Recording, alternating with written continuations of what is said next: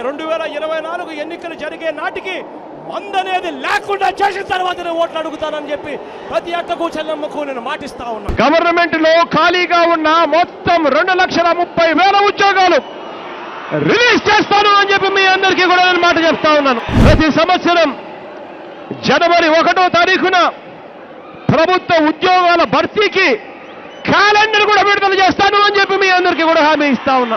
అధికారంలోకి వచ్చిన తర్వాత మెగా డిఎస్సీ పెడతామని చెప్పి ప్రతి పిల్లాడికి చెప్తా ఉన్నా. నా సిపిఎస్ మనం అధికారంలోకి వచ్చిన వారంలో చేపించేస్తానన్నా, దాని గురించి పక్కన పెట్టేసి ప్రతి గవర్నమెంట్ ఉద్యోగస్తునికి నేను మాటిస్తా ఉన్నాను. రావాల్సినవన్నీ కూడా కరెక్ట్ గా సమయానికి వచ్చేట్టుగా, ప్రతి డిఏ సమయానికి వచ్చేట్టుగా చేస్తానని చెప్పి కూడా ప్రతి ఉద్యోగస్తుడికి హామీ ఇస్తా ఉన్నా. 200 యూనిట్ల వరకు మీకు కరెంటు ఉచితంగా ఇస్తామని చెప్పి మీ అందరికీ కూడా చెప్తా ఉన్నా. ఒక్కసారి మన కరెంటు రేట్లు చూడండి. ఈ రేట్లన్నీ కూడా పూర్తిగా తగ్గించేస్తాను అని చెప్పి మీ అందరికీ కూడా హామీ ఇస్తాను. పార్టీ అధికారంలోకి వచ్చిన తర్వాత ఆ మొత్తం 3 లక్షల రూపాయలు మాఫీ చేస్తాను అని చెప్పి మీ అందరికీ కూడా హామీ ఇస్తా ఉన్నా.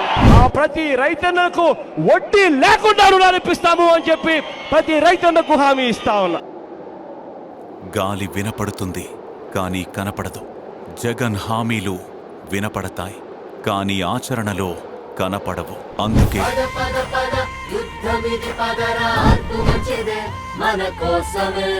గాజు గ్లాసుకు ఓటు వేద్దాం, మన జీవితాలు మార్చుకుందాం. మార్పు మంచిదే.